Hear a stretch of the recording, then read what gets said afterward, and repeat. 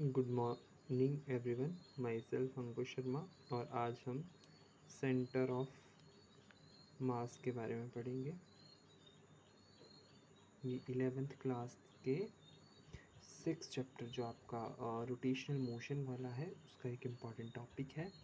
और हम जो आज करेंगे वो करेंगे derive an expression for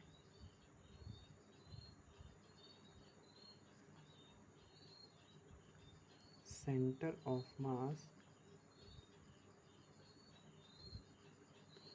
of two particles. So हम स्टार्ट करते हैं अपना डायग्राम से। तो हमारी डायग्राम कुछ इस तरह की है। इसमें हमारे पास दो पार्टिकल्स हैं, पार्टिकल ए और पार्टिकल बी। पार्टिकल ए के ऊपर जो फोर्स लग रही है उसको हमने बोल दिया F1, और पार्टिकल बी के ऊपर जो फोर्स लग रही है उसको हमने बोल दिया F2।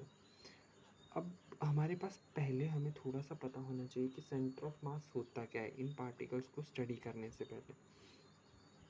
तो सेंटर ऑफ मास एक ऐसा पॉइंट है, उस पॉइंट के ऊपर बॉडी का सारा मास क्या करता है, कंसंट्रेट करता है। उसी पॉइंट को हम क्या बोलते हैं, centre of mass. So here we consider this is point C and it is the central point where whole mass of the body is concentrated. Let now draw a position vector for point A. This is R1 vector, and position vector of point B, this is R2 vector, and position vector of point C, this is called RCM vector, यानी कि position vector for centre of मास। अब यहाँ पे हमारे पास force लग रही है ए point के ऊपर F1, F2 फोर्स लग रही है बी पॉइंट के ऊपर। अब जो पॉइंट सी के ऊपर होगी वो फोर्स लगेगी F1 से, मतलब इस तरफ की एक तरफ हमारी तरफ फोर्स लग रही है उसको हमने बोल दिया F1 2, जो 1 से लग रही है 2 की तरफ। और यहाँ से जो फोर्स लगेगी उसको हम बोल देंगे F2 1। Now come to main point. अब हमारे पास पोजीशन वेक्टर्स तो दे दिए हैं, और हमारे पास दोनों के पोजीशन वेक्टर, तो हम थोड़ा सा इनके बारे में लिख लेंगे। Let us consider mass of particle A and B are m1 and m2 respectively. Okay, now तो जो हमने मास मान लिया उनका जो पार्टिकल ए है इसका m1 मास है और इसका हमारे पास m2 मास है। और ये सारा मास कंसंट्रेट कहाँ पे हो रहा है, एट पॉइंट सी कंसंट्रेट कर रहा है, यानी कि हमारा सेंटर ऑफ पॉइंट कौन सा है, point C. Now we know that at point A or on mass m1 total force या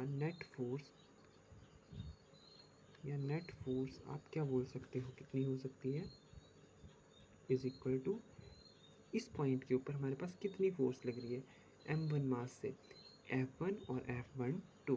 तो हम बोल देंगे F1 प्लस F1 2, और हमारे पास और m2 टोटल या नेट फोर्स कितनी आ जाएगी हमारे पास F2 और plus F2 1। Now comes to another point. According to second law of Newton, law of motion, force हमारे पास किसके बराबर होती है, rate of change of momentum. तो हमारे पास जो फोर्स है F1 प्लस देन हमारे पास जो फोर्स है F1 प्लस F12 वो किसके बराबर हो जाएगी, dP1 बाय dt। और हमें पता है जो हमारा लीनियर मोमेंटम होता है यानी कि P होता है वो होता है m इंटू वी के बराबर। तो हम वह m इंटू वी के बराबर, तो हम वही यहाँ पे यूज़ कर लेंगे। तो हमारे पास क्या आ जाएगा, d ओवर dt, अंदर क्या आ जाएगा, मास क्या है इस पॉइंट के ऊपर m1 और वेलोसिटी क्या होगी v1। नाउ सिमिलरली हमारे पास फोर्स ऑन पॉइंट m2 क्या आ जाएगी F21 plus equal to dy/dt m2 v2। इसको मैंने इक्वेशन 1 बोल दिया, इसको मैंने इक्वेशन 2 बोल दिया। अब नेक्स्ट स्टेप में हम क्या करेंगे, एडिंग इक्वेशन 1 एंड इक्वेशन 2। तो हमारे पास क्या आ गया F1 plus F12 plus F2 plus F21 is equal to dy/dt m1 v1 plus dy/dt m2 v2। Okay, अब हमारे पास dy/dt यहाँ पे भी है, यहाँ पे भी है, तो हमारे पास जब दोनों का डेरिवेशन है तो हम इसको कुछ इस तरह भी लिख लें तो इसमें कोई फ़र्क नहीं होता है, दोनों का मतलब सेम ही होता है। तो मैंने इसको इस तरह लिख लिया और इस सारे को नेट फोर्स मान के फोर्स टोटल या साथ में लिख लिया टोटल, इसको मैंने कुछ इस तरह से लिख लिया। नाउ अब हमारे पास जो इक्वेशन 1 और 2 से आई है, F किसके बराबर आया है dy/dt m1 v1 plus m2 v2। now we know that हमारे पास जो वेलोसिटी होती है वो किसके बराबर होती है डिस्टेंस अपॉन टाइम। तो हमारे पास यहाँ पे डिस्टेंस क्या है, यहाँ से यहाँ तक चेंज इन डिस्टेंस को हम डी/डी लिखते हैं, तो हम इसको rate of change of position vector भी बोलते हैं। तो मैं इसको कुछ इस तरह भी लिख सकता हूँ, v1 के लिए मेरे पास ये आ गया, v2 के लिए क्या आ जाएगा velocity is equal to rate of change of position vector 2। तो मैं इन दोनों को यहाँ पे पुट कर दूँ इस इक्वेशन में, then our equation become F is equal to dy/dt m1 dy/dt r1 plus m2 dy/dt r2। now here and here two derivatives are of r1 and r2 are occur and हमें पता है जो हमारा मास होता है body का वो तो होता है कांस्टेंट। तो मैं इसको कुछ इस तरह लिख लूँ, यानी कि इनको भी बाहर करके लिख लूँ तो फ़र्क नहीं पड़ेगा। इसको ऐसे भी लिख सकता हूँ dy/dt m2 r2। ओके, अब मेरे पास जो dy/dt यहाँ पे है, यहाँ पे है, तो मैं इसको भी इस सारे के बाहर लिख सकता हूँ। तो मेरे पास dy/dt पहले भी था, एक और dy/dt आ गया, अंदर क्या बच गया m1 r1 plus m2 r2। अब इसको मैं इस तरह भी लिख लूँ तो कोई फ़र्क नहीं पड़ेगा। नाउ मेरी जो इक्वेशन बनी है वो बन गई ये इज इक्वल टू फोर्स के बराबर। अब मेरी जो टोटल फोर्स है वो तो है इसके बराबर। अब हमारे पास जो फोर्स होती है वी नो दैट फोर्स हमारे पास होती है F is equal to m में, और हम एक्सेलेरेशन को कुछ इस तरह, एक्सेलेरेशन होती है हमारी, acceleration is equal to dy/dt v, और v की वैल्यू मैंने अभी rate of change of velocity को हम एक्सेलेरेशन बोलते हैं। तो हमारे पास dy/dt r, ये हमने अभी पढ़ा, तो हम इसको ऐसे बोल सकते हैं d2/dt² इंटू आर। तो मैंने वही चीज़ यहाँ पे लिख लिया। तो फोर्स मेरे पास क्या बन गया m इंटू d2/r cm, क्योंकि सेंट्रल उसके ऊपर लग रही है, बाय dt²। मैंने कुछ इस तरह लिख लिया।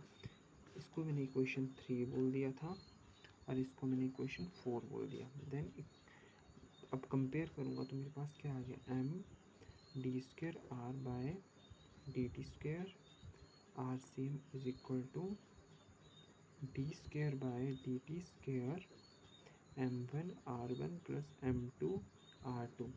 अब मैं इस इक्वेशन को इससे कंपेयर करूँ तो मेरे पास इसका कोफिशिएंट तो ये मिल रहा है, पर मेरे पास m तो कुछ मिल नहीं रहा।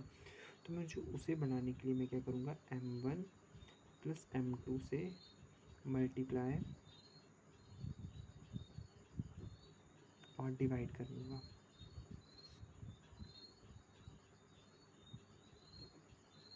बोथ, ठीक है, मैंने मल्टीप्लाई डिवाइड कर दिया। तो M D square by R on left hand side by D T square C M is equal to m1 plus m2 D square by D T square. मैं डिवाइड जो करूँगा वो इसके नीचे करूँगा, क्योंकि मास तो मेरा कॉमन होता है तो उसका कुछ फ़र्क नहीं पड़ेगा। m1 r1 plus m2 r2 divided by m1 plus m2। अब मैं इसको कंपेयर करूँ तो ये मेरा मास आ गया और ये मेरी एक्सेलेरेशन आ गई। तो जब मैं इसको लिखूँगा तो मैं कुछ इस तरह लिखूँगा, मास मेरा किसके बराबर हो गया, m1 प्लस m2 के बराबर, और जो मेरे पास D square R C M by D T square है वो किसके बराबर हो गया, D square R by D T square m1 r1 plus m2 r2 divide by m1 plus m2।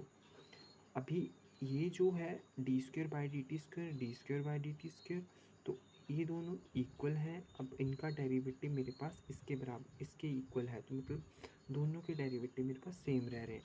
तो आर सी एम और ये भी क्या होंगे फिर मेरे हिसाब से, आर सी एम मेरे पास किसके बराबर आ जाएगा, m1 r1 plus m2 r2 divide by m1 plus m2। और मुझे यही तो चीज़ निकालनी थी, यही तो मेरा सेंटर ऑफ मास था। So this is your final expression for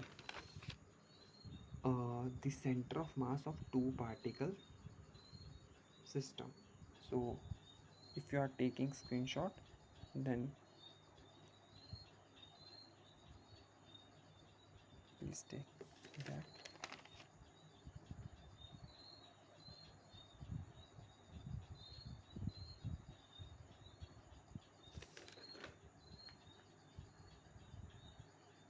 Thank you.